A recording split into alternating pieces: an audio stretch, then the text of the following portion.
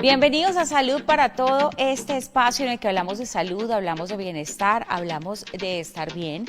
Hacemos un trabajo también muy importante de salud preventiva de la mano de nuestros profesionales y nos encanta que usted nos esté acompañando. Soy Maya Velosa, complacida de ingresar a sus hogares, que ustedes me permitan llevarles información importante en materia de salud y de ciencia. Y por supuesto, hoy no va a ser la excepción, hoy tenemos un programa bien interesante. Antes de contarles y darles un poco de contexto, quisiera que vayan a nuestras redes sociales. Estamos en todas las redes sociales, en Instagram, en TikTok, y tenemos una comunidad de más de 500,000 de suscriptores en YouTube. Ahí se puede usted suscribir y activar la campanita para que le lleguen primero las notificaciones y los estrenos de Salud para Todo. Le voy a pedir que si tiene alguna pregunta adicional que se nos haya quedado por fuera de este programa, la pueda dejar allí, la pueda escribir, yo se la hago llegar a nuestras invitadas. Y hoy sé que hay muchas preguntas, a veces una hora no nos alcanza para hablar de todo lo que implica a veces los temas de medicina. Pero hoy creo que nos compete también hablar como sociedad de un tema que nos está afectando mucho, está afectando no solamente a la población adulta, sino también y a los niños muchas veces, sino también a los jóvenes, a nuestros jóvenes. Y estamos hablando de salud mental.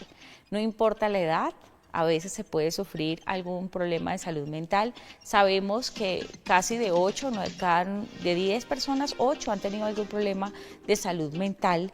Y fíjense ustedes un dato también que nos deja bastante curiosos o digamos inquietos, es que según la Organización Mundial de la Salud, antes de la pandemia, 1 de cada 8 personas en el mundo vivía con algún trastorno de salud mental, pero después esto se ha ido agudizando. Estamos hablando más de ese tema en los últimos años. ¿Qué está pasando con los diagnósticos? Nuestros profesionales de salud mental tienen mucho trabajo por estos días, pero bueno, vamos a tratar de ahondar en estas preguntas. ¿Por qué decimos que la salud mental muchas veces entra en una crisis? O también estamos entrando en un proceso en el que el ser humano a veces no es consciente que tiene una condición de salud mental y necesita ayuda. Hoy vamos a hablar de este tema, salud mental en crisis. Entonces, hoy quiero darle la bienvenida a dos invitadas muy importantes. Para mí es un gusto tenerlas a las dos aquí, porque son unas conocedoras del tema, con años de experiencia, docentes ambas. Entonces, vamos a tratar de indagar en este tema tan importante. Quiero darle la bienvenida a la doctora Ana María Arias Cardona. Ella es PhD, psicóloga clínica, especialista en salud mental y magíster en educación y desarrollo humano. Es doctora en ciencias sociales con énfasis en niñez y juventud. Tiene 25 años de experiencia en procesos terapéuticos, formativos, organizacionales y como docente también. Bienvenida, doctora Ana María. Ay, hola Maggie, gracias por la invitación, qué alegría estar aquí. No, para mí es un gusto tenerte aquí y vienes bien acompañada también, porque hoy tenemos el gusto de tener a la doctora Paola Andrea Tejada. Ella es profesora asociada en la Facultad de Medicina de la Universidad El Bosque, es psiquiatra y máster en investigación psicosocial de la Universidad de los Andes, tiene importantes estudios doctorales en salud mental de la Universidad de Chester en Inglaterra, tiene 20 años de experiencia profesional durante los cuales ha trabajado también en docencia, investigación y clínica, y actualmente representante para Latinoamérica de la Global Mental Health Assessment Tool Primary Care. Y también es conocida como GM-HAT-PC y está certificada como instructora del programa MHGAP de la Organización Mundial de la Salud. Bienvenida, doctora. Muchísimas gracias por la invitación y también reitero que es un gusto estar acá en este espacio. No, ambas, muchas gracias por estos minutos, por acompañarnos y por supuesto ahondar más en este espacio en el que hablamos de salud mental. Hoy hablar de salud mental no es definitivamente una opción, sino que es una necesidad urgente. Tenemos cifras que nos alertan sobre lo que está pasando en nuestra sociedad, con nuestros jóvenes. Entonces yo quisiera, pues, para empezar a preguntarle a ambas, ¿no? Realmente estamos haciendo buenos diagnósticos, la gente está acudiendo realmente a las consultas de salud mental. ¿Cómo está ese panorama según lo ve cada una? Doctora Ana María, si quiere. Bueno, lo que yo veo en mi consulta en particular es un aumento de la consulta, cosa que me alegra profundamente. Yo no creo que hoy tengamos necesariamente más problemas de salud mental. Okay. Creo que tenemos menos prejuicio, menos mitos, somos más conscientes de la importancia de consultarlo y eso es importante, o sea, ponemos el tema en la agenda pública, lo ponemos sobre la mesa. Antes era como, fui al psicólogo, fui al psiquiatra. Sí, como en secreto. Sí, como en secreto, como avergonzados, como una situación así, pero ya no, entonces ir como desescalando ese mito es importante. Cada vez veo más hombres en mi consulta. Que van Antes eran voluntariamente, mujeres, no ¿no? lo lleva la esposa, no lo lleva la hermana y eso me alegra mucho. Van voluntariamente. Van los hombres voluntariamente, tenemos cada vez más masculinos que abren su corazón, que muestran su vulnerabilidad, que dicen esto me queda grande, me es difícil, tengo un duelo, entonces también veo ese cambio, me gusta mucho. Me gusta mucho también que, bueno, las redes sociales tienen cosas muy positivas, como que ponen eso, un tema de manera masiva, eso genera apropiación social del conocimiento, Claro. divulgación de la ciencia y demás. Tiene algunas situaciones complejas, como que hoy todo el mundo se cree coach de bienestar y hasta la semana pasada era panadero. Y yo digo, pero usted era contador, ahora cómo está haciendo diagnósticos de depresión. Y entonces todos terminamos diciendo, no, es que tengo la depre. No, no tiene la depre, está triste, está en duelo, Claro. una depresión solo lo puede diagnosticar un profesional formado en clínica y demás. Entonces veo muchos avances como sociedad y algunas cosas, algunas red flags o banderas rojas que me preocupan, como el asunto de que hoy muchas personas van popularizando términos psicopatológicos y usándolos como de manera indiscriminada. Sería Sí. un poco mi reflexión. Y muchas veces discriminatoria. Ay, También. vaya a terapia. Usted está loco, usted está loca, vaya a terapia, vaya que le dé un psicólogo.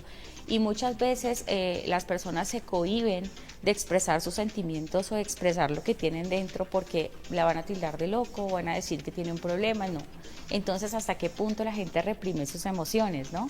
Y hoy, ¿por qué no las están reprimiendo tanto, sino que están decidiendo hablar de eso? Siempre resalto intensamente, porque Ay, la es una película. película que yo sé que los psicólogos y psiquiatras la conocen bien. En terapia se habla mucho de eso, de que todas las emociones son parte de nuestra vida, no siempre estamos con alegría ahí en el control, sino que tenemos furia y tenemos un montón de emociones que también nos dominan muchas veces. Hablemos ahora, Paola, también, ¿tú cómo ves ese panorama de salud mental? Yo estoy completamente de acuerdo en el sentido que cuando hablamos de salud mental siempre va a aparecer el término estigma. ¿Sí? El estigma, entendámoslo como una señal, como una etiqueta negativa que se pone a todo lo relacionado con salud mental. Afortunadamente, a pesar de que todavía existen muchos mitos al respecto, estoy de acuerdo que cada vez es más fácil reconocer que uno necesita ayuda, que algo está pasando, que yo quiero consultar, que yo quiero buscar información. Y es muy importante entender que esto es positivo, porque a veces también se interpreta, es que ahora todo el mundo está mal, es que ahora todo el mundo va al psiquiatra cuando eso antes no se necesitaba, es que ahora todo el mundo le dicen que tiene tal cosa. No, lo que pasa es que en la medida que uno difunda más contenidos como lo que estamos haciendo en este programa, obviamente va a generar que personas que tengan algo, que quieran saber, que quieran preguntar, que quieran consultar, pues vayan y busquen esta ayuda. Entonces, digamos, muchas veces el hecho de que se diagnostique más o que se consulte más no necesariamente quiere decir que es que más personas sufren ahora de cosas Sí, que antes eso nunca claro. pasaba, sino que son casos que se están visibilizando o hay situaciones donde ya se está haciendo más búsqueda activa de qué puede estar pasando en determinados contextos y eso hace que la gente afortunadamente consulte más y eso que todavía todavía hay muchas personas que todavía son muy resistentes a buscar este tipo de ayuda, porque como tú lo decías, muchas veces consultar a psicología o a psiquiatría se ve casi como un insulto, como una cosa de pelear con el otro. Ah, es que usted está de psiquiatra, como si eso fuera una cosa Una ofensa. mala o una ofensa, exactamente. Cuando no debería ser así, o sea, uno Claro. no ofende a alguien diciéndole, No. usted está de gastroenterólogo, pero le dicen, usted Vaya está al de psiquiatra. cardiólogo. Sí, Usted está de odontólogo. exacto. Bueno, si le dicen eso, cuidado. Bueno, hablemos también del tema de género, porque sí me parece importante es definir, ¿no? Ahorita decíamos, los hombres ahora están yendo más a psicólogo, porque, digamos, en su psiquis, en su nivel social, siempre ha sido mal visto que él exprese emociones, entonces que hoy lo están haciendo en los hombres es un avance en la materia. Yo quiero que vayamos a ver las preguntas que también tiene la gente. La gente quiere saber muchas cosas en materia de salud mental, sobre todo los jóvenes. Entonces, ¿les parece si vemos la primera? Claro. Vamos a verla. Doctor, ¿cómo puedo identificar si un paciente tiene algún problema de salud mental? ¿Cómo podemos identificar problemas de salud mental? ¿Hay algún síntoma, algo físico que se esté manifestando, algo que esté sucediendo, digamos, a nivel emocional, que alerte a la persona que está pasando por algún episodio, algún problema de salud mental? La que quiera. Y complementar también. Yo siempre recomiendo revisar 3 centros. Ok. ¿Cómo está tu centro físico? Y uno puede decir, tengo alterado el sueño, me estoy levantando muy cansada, tengo muchas pesadillas, me quedo dormida todo el día. La alimentación, estoy comiendo mucho azúcar, no quiero comer, muchos ultraprocesados, como demasiado, como a deshoras. ¿Sí? Entonces ahí te das cuenta el cuerpo que te está diciendo, el cuerpo grita lo que la mente y el corazón no han resuelto. Me estoy enfermando mucho, estoy teniendo problemas cognitivos, se me está olvidando mucho las cosas, siento como el cerebro congelado, me creo Dory, la de Buscando a Nemo, y vuelvo y me presento 3 veces. Sí. Entonces hay unos síntomas físicos que te dicen, oye, cuidado aquí. Hay unos síntomas mentales, muchas ideas repetitivas, obsesivas, desesperanzadoras, lo que llamamos visión de túnel, como que yo no veo alternativas y vuelvo y pienso y sobrepienso y repienso, lo que llamamos rumiación, estoy ahí todo el tiempo. Y en este diálogo interno con una voz muy tirana y con una forma en que nuestra mente nos cuenta películas, Mindflix, le digo yo, gratuita, libre suscripción, cantidad de pantallas, películas que generan mucho drama y mucho sufrimiento. Y en términos emocionales, todas las emociones en sentido estricto son positivas porque nos dan una información de una necesidad insatisfecha. Yo no creo en el término emociones negativas, creo en el término emociones desafiantes o difíciles, pero puede haber un tinte como más oscuro. ¿Sí? Mucha desesperanza, todo el tiempo una tristeza, y esto va afectando mi desempeño, porque yo puedo estar triste un día, sentarme a llorar, a escribir, no quererme levantar temprano, pero si eso ocurre permanentemente, no me quiero bañar, estoy todo el tiempo sobresaltada, con taquicardia, estoy hiperventilada, no veo futuro, estoy repetitiva en mis pensamientos y en las frustraciones, ahí ya hay una señal, se está afectando mi funcionamiento cotidiano, estoy sufriendo, o las personas a mi alrededor me dicen, Maya, estoy preocupada por ti, Pau, te estoy viendo así. Entonces hay un sufrimiento clínicamente significativo, un cambio en mi estilo de vida y una afectación de que funcionen las otras áreas, ya no quiero estudiar, no quiero trabajar, no quiero salir de casa, no quiero socializar, y hay algún desbalance en términos físicos, mentales o emocionales. Ok, estamos hablando hoy de salud mental, vamos a hacer una pausa cortita, pero ya regreso para saber también qué opina la doctora Paola Tejada sobre este tema, porque me parece importante y lo seguimos desarrollando. Ya venimos aquí en Salud para Todos.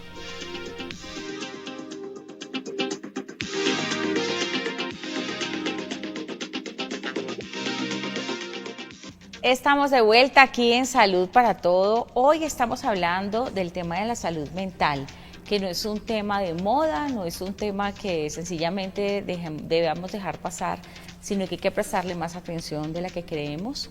Y muchas veces, ahorita estábamos hablando antes de irnos a la pausa sobre esos síntomas, ¿no? Esos síntomas que tienen las personas muchas veces y que les están alertando sobre algún problema de salud mental. Hablábamos también de la taquicardia. A veces pasa que la persona puede estar pasando un día normal, pero en las noches siente ese tipo de situaciones y no es algo muchas veces que los demás noten. Entonces es ahí donde se necesita la ayuda de un profesional, porque él sí puede indagar que algo no está bien, que esa persona tiene algo más y que no lo está diciendo, no lo está exteriorizando o algo está pasando. Entonces, doctora Paola, para cerrar el tema y la pregunta que nos hacía allí en la calle este joven, entonces, síntomas. Es muy importante entender que nosotros tenemos una variabilidad normal de nuestras emociones, y ahora que mencionaban Intensamente, otra vez recomendado para quien no haya visto esa película, sí, porque creo que lo hace muy bien, es mostrar cómo es normal que hay situaciones que nos dan alegría, situaciones que nos dan tristeza, que nos hagan poner de mal genio o que nos pongan muy nerviosos. ¿Cuáles deben ser esas señales? Cuando esos estados de ánimo, por ejemplo, son persistentes, ¿sí? Digamos que es una tristeza que sigue y no para, o que yo no encuentro algo que me la pueda explicar, o que es un desencadenante. Normalmente nuestras emociones responden a algo que está pasando, pero a veces yo me siento mal y no sé por qué, ¿sí? Otra cosa que quiero resaltar, y que la doctora lo decía muy bien, es la visión de la gente cercana a uno. Eso es muy importante. Quien lo ve a uno todos los días, quien convive con uno, si nota que algo no está bien, incluso para nosotros desde la clínica es muy importante ese dato, porque usted, que es quien lo conoce, si usted le nota algo raro, está pasando.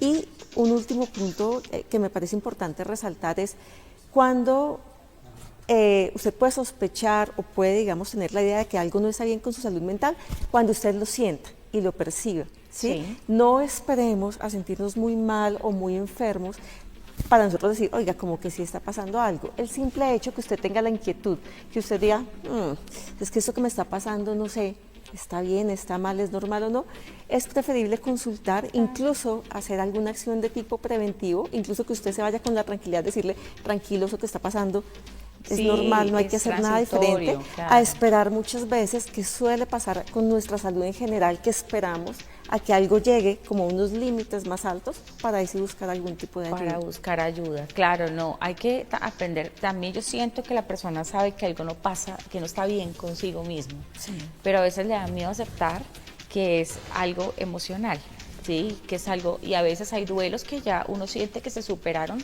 pero los efectos vienen después. O a veces el cerebro no entiende, esto ya pasó, a veces deja guardadas muchas cosas que no ha sacado. Ahí incluso hablamos de niño interior que no sana y un montón de situaciones que eso pasó hace años, imagínense, y hay personas también sufriendo por traumas de infancia. Yo quiero que hablemos de emociones porque eso sí me parece fundamental y nuestra siguiente pregunta en la calle creo que tiene que ver con emociones. Vamos a ver, ¿les parece?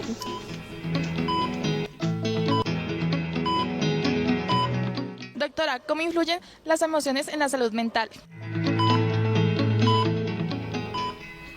¿Cómo influyen las emociones en la salud mental? Entonces, digamos, la rabia también influye en que si tengo episodios de rabia, pues está bien en algún momento de furia, hablemos de furia, pero también tengo episodios de alegría y cuando sé que soy demasiado alegre o demasiado triste, hay un indicador ahí, o sea, las emociones van y vienen o puedo tener episodios donde se vea una más que otra. ¿Quién quiere responder? Yo siempre digo las emociones son la brújula. Ok. ¿Sí? Te están señalando una dirección importante para revisar y siempre estas emociones mal llamadas negativas, las desafiantes, las difíciles, nos están mostrando una necesidad insatisfecha. Entonces, si yo tengo mucha rabia, necesito poner un límite y eso es muy importante. Entonces, conectar con la rabia es muy importante. El problema es si para expresar la rabia yo me hago daño o le hago daño a alguien. O el problema es si no la expreso y la acumulo mucho y se me queda trancada y se me vuelve un rencor. Ya ese es otro asunto. Pero la emoción primaria como tal es muy bonita, porque te está dando una información. Si tú tienes tristeza, necesitas consuelo. Si tú tienes miedo, necesitas salvaguardar la vida. Las emociones protegen la vida, son adaptativas, son evolutivas, las necesitamos, solo que nosotros solo queremos las que hemos llamado históricamente las positivas. Las positivas. Sí, pero una persona que se queda todo el tiempo anclada en la alegría y se pone eufórica puede estar haciendo un cuadro maníaco y está desconectada de sus duelos, se está poniendo en riesgo porque él no tiene miedo y no puede decir, bueno, llego hasta aquí porque esto me está produciendo algún tipo de situación. Entonces, son la brújula, nos indican el norte, nos muestran hacia dónde ir, nos plantean la emoción que está allí, sobre todo la necesidad insatisfecha, y lo importante es la intensidad con la que se vive y la estrategia a través del cual la expresamos. Okay. Yo puedo tener tristeza y sentarme a llorar, perfecto. Si llevo 6 días llorando, no me paro de la cama, no me baño, no quiero comer, tengo que consultar. Entonces tiene que ver con el nivel de intensidad, con la durabilidad, como lo decía la doctora Paola, y con qué tanto esa emoción está afectando mi desempeño en la vida cotidiana, mis relaciones y mi satisfacción.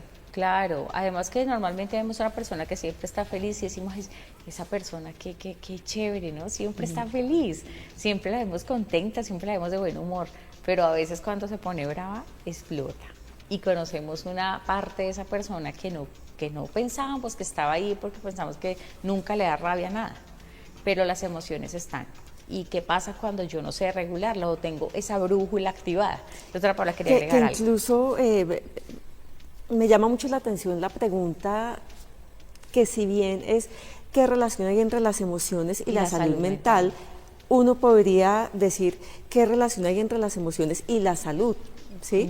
Porque incluso, digamos, la parte emocional excede o va más allá de simplemente lo que tiene que ver con mi salud mental, sino que también mis estados emocionales pueden reflejarse desde el punto de vista de síntomas físicos. Tú mencionabas hace un rato, y posiblemente todas las personas que nos están viendo saben que, por ejemplo, si uno está asustado, si uno está molesto, pues se pone rojo, suda, se pone con palpitaciones, o sea, físicamente. Claro.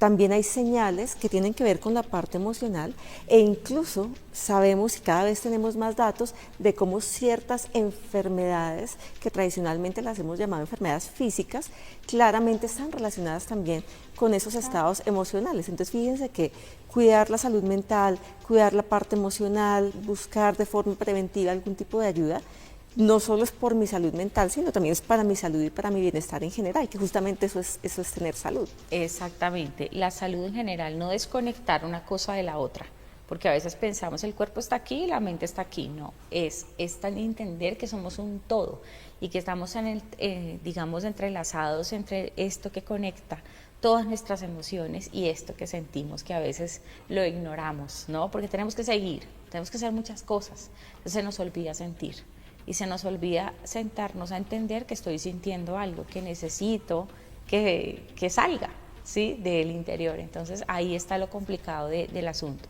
Quiero preguntarles a las dos algo y es, ¿ustedes creen que la pandemia fue un antes y un después en la salud mental? ¿Cómo ven el tema de pandemia y pospandemia? Yo creo que sí, y lo que creo fue que puso como un zoom, una lupa, un espejo de aumento sobre lo que ya teníamos. Recuerdo a una persona que me decía, no, es que se me dañó el matrimonio en pandemia. Yo le decía, no, eso estaba dañado. Lo que pasa es que como usted no se veía con su marido, porque se iban todo el día para la calle y se evadían, pues no se dieron cuenta que es que ahí no había matrimonio. Lo que hizo fue poner en aumento lo que ya existía.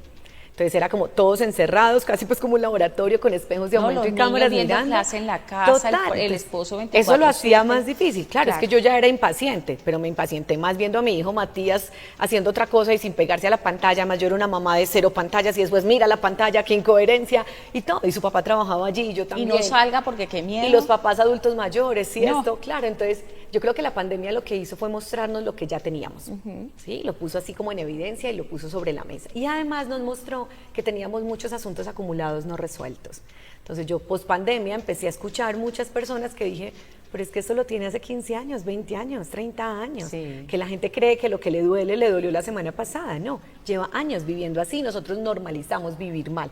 Creo que era como tener esta deuda acumulada y esta bola de nieve que se iba haciendo grande, grande, grande, hasta que cuando menos pensamos nos aplastó. Entonces yo sí creo que puso sobre la mesa un tema muy importante que mostró eso. A mí se me triplicó el trabajo. Yo decía, no, ¿quién va a pagar psicóloga particular? Se me triplicó el trabajo. O sea, dije, no atiendo más por mi propia salud mental. Y también creo que puso sobre la mesa la posibilidad de decir, todos los seres humanos en algún momento necesitamos ir a un acompañamiento psicológico. No tiene que pasar nada extraordinario. El hecho de existir ya supone un cambio en el momento evolutivo, unos desafíos, si la crianza, si el divorcio, si el matrimonio, si la muerte. Vivir ya implica unos desafíos, no hay que esperar a que uno tenga un trastorno de salud mental y a decir, sí, tengo ansiedad, tengo depresión, tengo estrés, tengo burnout, para decir, ay, qué bueno que alguien me dé una ayudita y me ayude a ver ese punto ciego que yo a lo mejor no estoy viendo de mi propia historia. Y también diferenciar que es una tristeza, que es una depresión, porque es que tengo la depre, se ha convertido en una frase de cajón.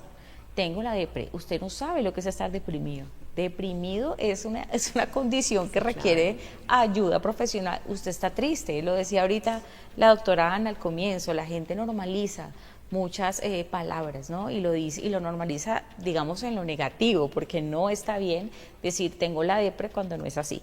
Además que si definimos depresión y tristeza, usted se lleva sorpresas. Doctora Paola, tenía algo que decir sobre la pandemia. Exactamente, y antes de la pandemia quería justamente resaltar lo mismo porque me parece súper importante cómo los términos que solemos utilizar en la práctica clínica en salud mental son términos también que cotidianamente la gente los utiliza para bien o para mal y eso también genera muchas confusiones. Estoy deprimido, ven un niño inquieto, es que ese niño es hiperactivo, ven a alguien que es muy inestable anímicamente, es que es bipolar, es que está obsesionado. Y ni qué decir, tiene TDAH. Total. Sí, entonces digamos, creo que eso también genera un poco de confusión y quisiera adicionar con respecto a lo sucedido en pandemia. Digamos, los seres humanos en general funcionamos muy bien con las cosas que ya conocemos y que todo sea como siempre ha sido sin cambiar. Creo que lo que pasó, exactamente, y lo que pasó en la pandemia era algo para lo que ninguno de nosotros estábamos preparados, algo que nos llegó de golpe y que obligó a movilizar todas las herramientas que teníamos para ver cómo hacíamos frente a eso. Hubo personas que incluso pudieron notar que sus herramientas eran incluso mejores de las que creían que tenían, pero hubo otras personas, incluso yo creo que nos pasó a las dos, personas que tenían problemas previos de salud mental, que estaba eso controladito, estaba tranquilo, y de pronto en pandemia eso aumentó. Y una cosa importante que yo creo que todos los profesionales de la salud mental lo vimos, eran los retos que nos imponía a nosotros como profesionales prestar atención a las personas en ese tipo de situaciones, y creo que algo que hoy en día vemos mucho más cotidiano, como son por ejemplo las teleconsultas, digamos las consultas de forma virtual o el uso de ciertas estrategias tecnológicas, fue casi por el impulso de la pandemia que pegamos ese salto a poder llevar atención de una forma diferente a la que la veníamos haciendo de forma tradicional. Digamos, eso es algo que también generó un cambio a partir de ahí. Yo creo que también la pandemia fue un movimiento, digamos como un pequeño terremoto que le pasó a cada persona de manera individual, porque, por ejemplo, empresas, sabemos que las empresas, muchas empresas se acabaron en pandemia, otras empresas nacieron en pandemia y se sostuvieron en pandemia, otras se dieron cuenta lo frágiles que eran en temas digitales, por ejemplo, entonces decidieron, voy a fortalecer esta parte digital porque eso me va a sacar adelante. Sí, sé que cuando hay otra pandemia tengo fortalecidas otras áreas que no había visto, porque yo estaba bien como estaba y de repente llegó esto nuevo para todos y se acabó la comodidad y se acabó el confort. De hecho, le llaman nueva realidad, porque le empezamos a llamar así y ya volver a la realidad que teníamos era extraño. Pero hablemos un poco también de algo que vino a jugar un papel importante en pandemia, hablando de los últimos años, y es el Internet, las redes sociales. En pandemia quizás era el único amigo que tenían los hijos y los adolescentes. Hoy estamos viendo consecuencias en eso, pero ahorita lo vamos a hablar más a detalle. Pero hablemos un poco del papel de las redes sociales con la salud mental. ¿Cómo está relacionado el hecho de estar expuesto a las redes sociales y al contenido? Porque esto también es consumir. Así como lo que como me nutre o no, también es cierto que todo lo que vemos en redes sociales también está alimentando nuestra psiquis y nuestro cerebro. Hablemos un poquito de eso, papel de las redes sociales con la salud mental. Las redes sociales en últimas hacen parte de una serie de estrategias tecnológicas que como estrategias o herramientas, ahí sí como se dice, tienen lo bueno y lo malo. Hoy en día, gracias a las redes sociales y otro tipo de estrategias y medios de comunicación, nosotros podemos llegar a más personas, hacer psicoeducación, realizar intervenciones de tipo comunitaria, esa es la parte positiva. Pero ¿qué es lo que sucede? Sobre todo en el caso de las redes sociales, que hay tanta información y tanta información donde muchas veces quien la ve no tiene el filtro, la capacidad de mirar eso que me están diciendo, sí, no, y esto hace que muchas veces mensajes que se vean por redes sociales no son los correctos o se banalizan, digamos, ciertos conceptos, se propende, digamos, para que la gente se autodiagnostique. Entonces, 5 cosas que si usted las tiene es porque usted tiene trastorno de déficit de atención, e incluso tenemos casos más complejos y más serios, por ejemplo, en el caso de personas que tienen trastornos de la conducta alimentaria, donde sabemos que pueden encontrar de forma muy abierta información que claramente es contraproducente de el problema que tienen. Entonces yo pienso que también el reto que tiene uno es asumir, saber que las personas la están utilizando y también nosotros mirar cómo podemos orientarlos sobre toda esa información que ustedes van a encontrar ahí. En redes sociales, porque es un universo. Eso es un universo y hay mucho de las redes sociales que no podemos ver, hay mucho de internet que no se puede ver, y pues usted se sorprendería de las cosas tan terribles que se pueden tener en internet, y que el acceso que tenemos apenas es la punta del iceberg. Entonces hay que tener muchísimo cuidado con nuestros hijos, con nuestros jóvenes, porque estamos cayendo también en problemas de no saber filtrar lo que vemos. Vamos a ir a una pausa cortita una vez más, pero ya regresamos para seguir hablando de este tema y ahondar sobre otro más, que por estos días se está hablando mucho, entonces, y específicamente por redes sociales. Ya venimos.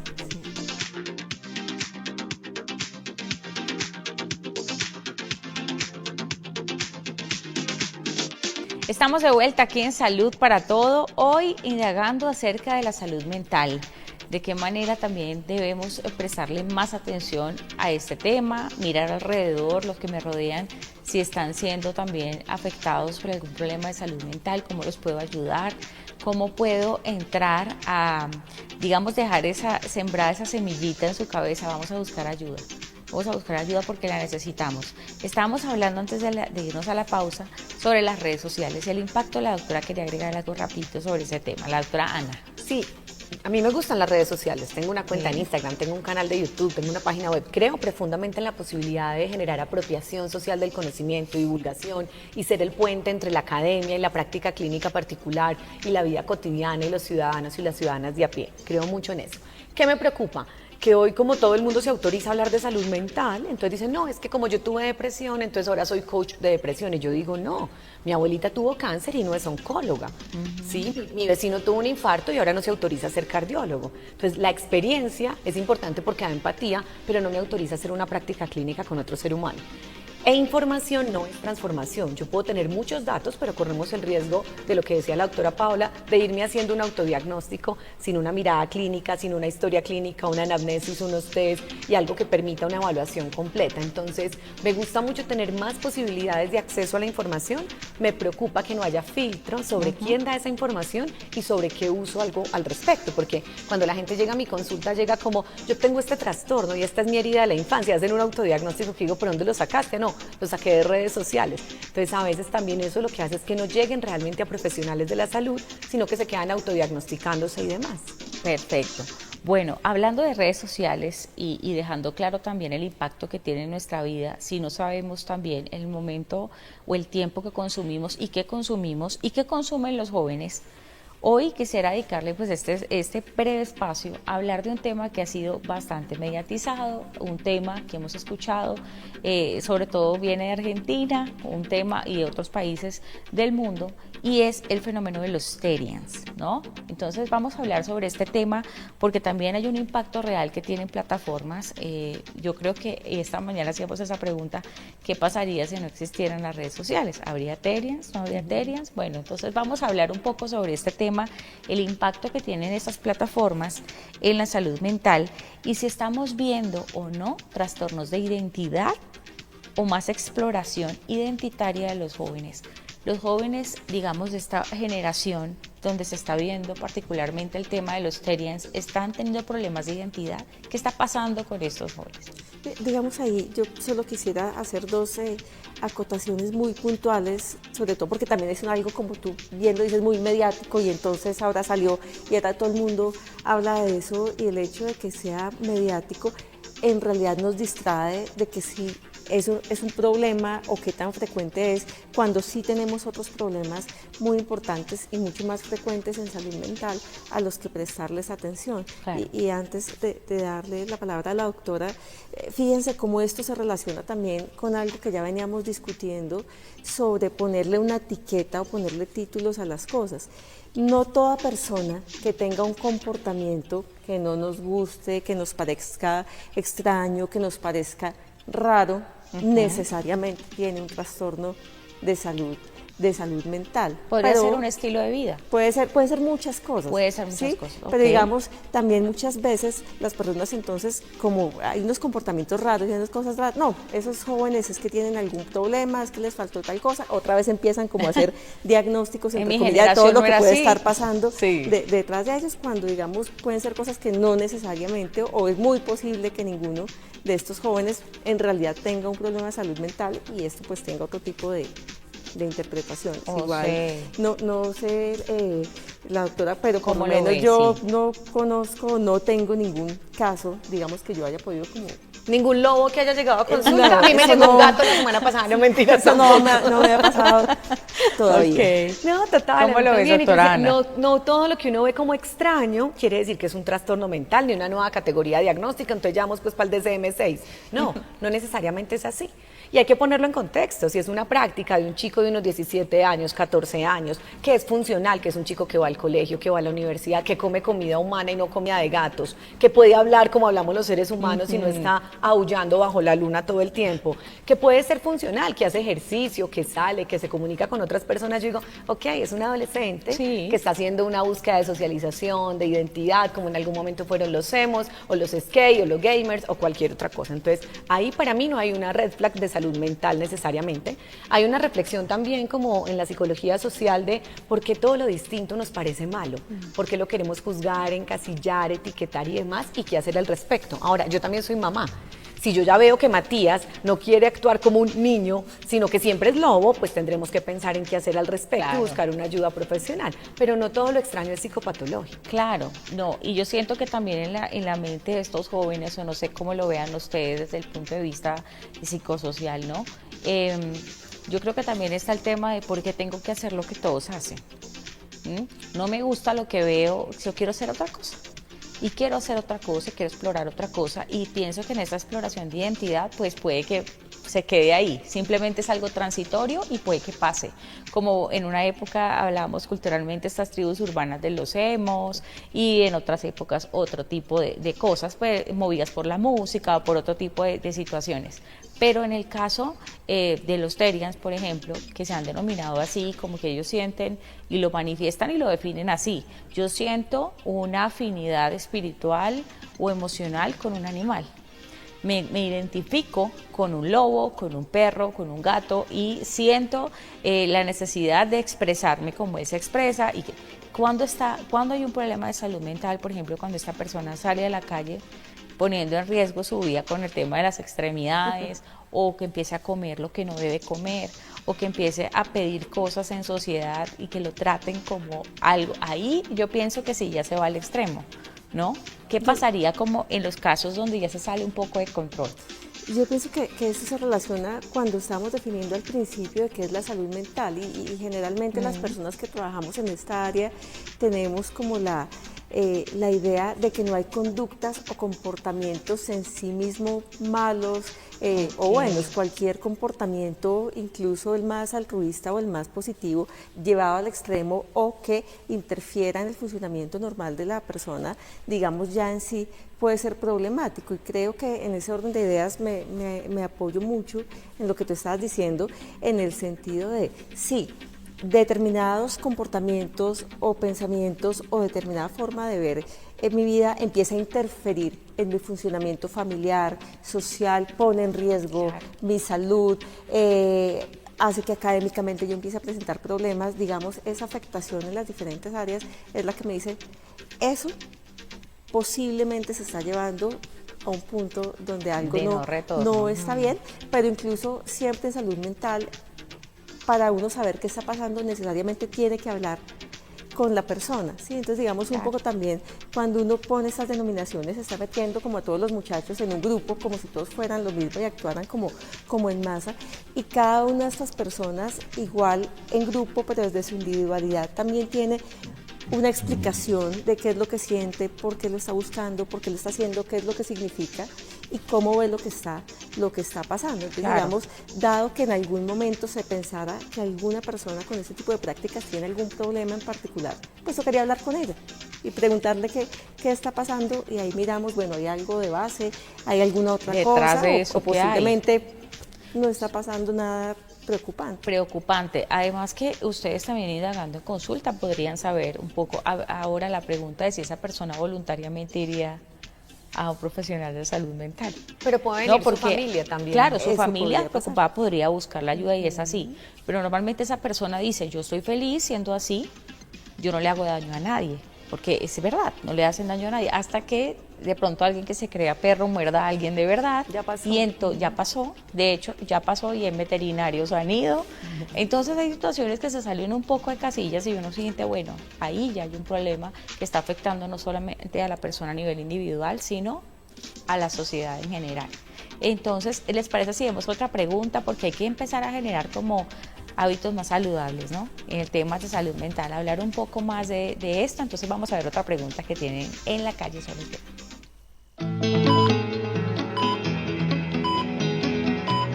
Doctor, ¿qué hábitos ayudan a cuidar la salud mental?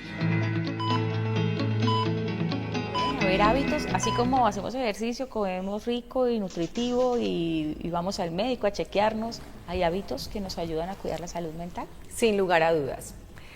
Y yo les digo, es como una plantica. Se le echa agua todos los días o día por medio, se cambia el lugar, se le cambian las hojitas marchitas, se le cambia la tierra. Sí, es como algo que se cultiva. Tú te lavas los dientes todos los días, varias veces al día, tú te bañas, duermes, comes todos los días. La salud mental también requiere cuidados todos los días. Y yo siempre empiezo por unos físicos, Una persona que duerme mal, come mal, es sedentaria y respira mal, con seguridad va a ser una crisis emocional. Ok. El cuerpo siempre es el primer asunto, yo digo, es el empaque del alma. Sueño, alimentación, respiración, ejercicio. Esas son Perfecto, para mí tranquilidad. fundamentales. Alimentación, ¿qué es? Comida real. Si tú estás a punta de azúcar y ultraprocesados, esa es tu ansiedad tratando de tapar el Bien, vacío bien. emocional. ¿Sí? Sueño es ¿qué? Dormir entre 7 y 9 horas con psicohigiene del sueño. No te acuestas, es que a mí me arrulla el TikTok. No, uno no se acuesta con redes sociales, uno no se acuesta a cualquier hora, o sea, hay que tener psicohigiene del sueño. Ok. ¿Sí? Ejercicio físico es real, baja el nivel de cortisol, que es la hormona del estrés, aumentan la serotonina, la dopamina, todas las sustancias del bienestar. Sí. Respiración consciente, pausada y demás. No. Entonces, todo lo que sea hábitos de cuidado para mí físicos son fundamentales. Yo Bien. siempre remito a psiquiatría y se los va a mandar a la doctora Paola. Con alguien mal dormido, digo, no, usted con ese trastorno No, del yo no sueño, puedo hacer nada aquí, no hay la doctora ansiedad Paola la posible, ayudará. sí, porque siempre digo, mira, es como si usted se está ahogando en el mar, pues tirémosle el salvavidas y hagamos una evaluación por psiquiatría y necesitamos un apoyo psicofarmacológico, lo hacemos para después aprender a nadar, no mientras se está ahogando. Ok, vamos a hacer una pausa nuevamente y ya regresamos para seguir hablando de este tema, para cerrarlo, darle unas conclusiones y seguir hablando de hábitos que me parece importante. Ya venimos.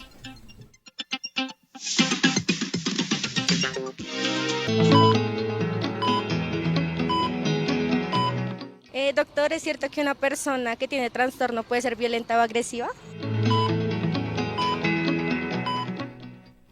Regresamos aquí en Salud para Todo. Bueno, esa pregunta está bien interesante también porque hasta dónde nos lleva también el no saber manejar las emociones. ¿Quién desea responder? Uy, a mí me gustaría porque, digamos, es una con la que me toca como lidiar Ok. permanentemente como psiquiatra.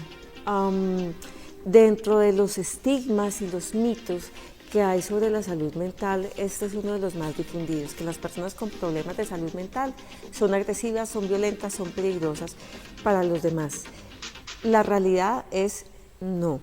Primero, la mayoría de las personas que tienen un problema de salud mental no es la agresividad el síntoma predominante. Segundo, incluso muchas personas que pueden presentar un episodio, nosotros llamamos de agitación, de agresividad, puede estar causado incluso por condiciones físicas o médicas, más que por una condición psiquiátrica de base. Y lo más triste y lo más complejo de este estigma es que si yo soy una persona que tiene un diagnóstico de un trastorno mental, tengo más riesgo de ser agredido físicamente. O sea, es más probable que alguien con un diagnóstico reciba algún tipo de agresión a que en realidad esta sea una persona que sea peligrosa o sea violenta para los demás. Y este mito es tan peligroso que muchas veces es lo que ha llevado a que la gente no consulte, a que digamos no se pueda reintegrar a las personas a una convivencia en su comunidad. Entonces, digamos, es muy importante la pregunta porque efectivamente es una idea que está muy generalizada. Perfecto. Bueno, hablando de hábitos, entonces algunas recomendaciones finales, así cortitas de ambas, para que le quede y le resuene en la mente de todos los que nos están viendo y que las están viendo y escuchando para que trabajemos más en nuestra salud mental. Yo molesto mucho a mis pacientes porque les digo, cuando ustedes vienen a la consulta, esperan que uno les dé una fórmula mágica y piensan que uno les va a dar el secreto mejor guardado del mundo, y cuando uno les dice, usted tiene que comer bien, tiene que dormir bien, tiene que hacer ejercicio, pues pueden quedar como, ay, pero eso pues yo ya lo sé. Bueno, todos lo sabemos, ¿quién lo está haciendo? ¿Sí? Porque son recomendaciones que muchas veces escuchamos, pero uno dice, oiga, sí lo estoy haciendo, estoy durmiendo bien, estoy comiendo bien, estoy haciendo actividad física, estoy manejando el estrés, y muchas veces no sabemos cómo hacerlo, sabemos la indicación, pero bueno, ¿y eso cómo lo puedo hacer? Y cuando hablábamos de que es muy importante consultar y buscar ayuda, no es solo para recibir un tratamiento, incluso para poder hacer cambios saludables en el estilo de vida, para la creación de hábitos, para que aprendan estrategias no farmacológicas para el manejo de muchas situaciones, incluso problemáticas desde lo mental. Hay muchas estrategias disponibles que se pueden hacer, entonces pues consultar. Consultar ante una situación que me supera. Hay que consultar. Si veo que mi hijo no está comiendo, que no está durmiendo, que tiene un problema, o mi esposo, o mi esposa, o mis padres, porque los adultos mayores también en salud mental, tuvimos un programa generalmente sobre eso, sufren bastante, ¿no? Porque ha pasado los años, la soledad y muchas cosas. Doctora Ana, ¿su consejo también? Aparte de estos de estilo de vida saludable, recomiendo dos. Uno mental, filtra la información que recibes. Si tú estás todo el tiempo viendo noticias, si tú estás todo el tiempo en conversaciones con personas que se están quejando, si tú estás todo el tiempo en el scroll infinito de las redes sociales comparándote con las vidas perfectas que no son verdad, vas a sufrir mucho más. Y si tú estás desconectado de tus emociones porque vas en piloto automático, eso se va a acumular. Entonces, llora, escribe, habla, pinta, date cuenta, siempre hay dos preguntas: ¿cómo estoy? ¿Qué necesito? Tú cierras el día, cada día, con ese tipo de nivel de conciencia y esto no se nos va a acumular. Ok, quisiera también, antes de irnos, que cada una me diga, por favor, dónde las podemos ubicar, de pronto en redes sociales, para que las puedan seguir. La doctora Ana. Bueno, me encuentran en @psicologaconp.ana.arias, en YouTube, en TikTok, en Instagram y demás.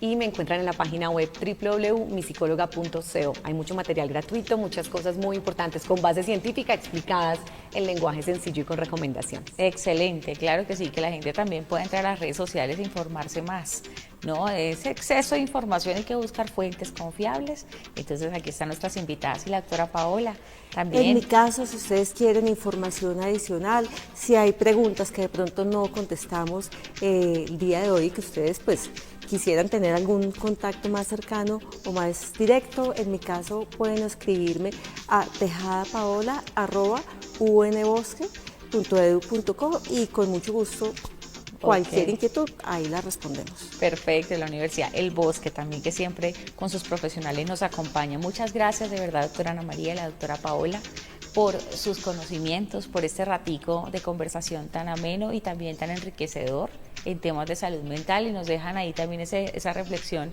de que le prestemos atención porque el cuerpo habla. El cuerpo nos habla y a veces nos dice, necesito ayuda.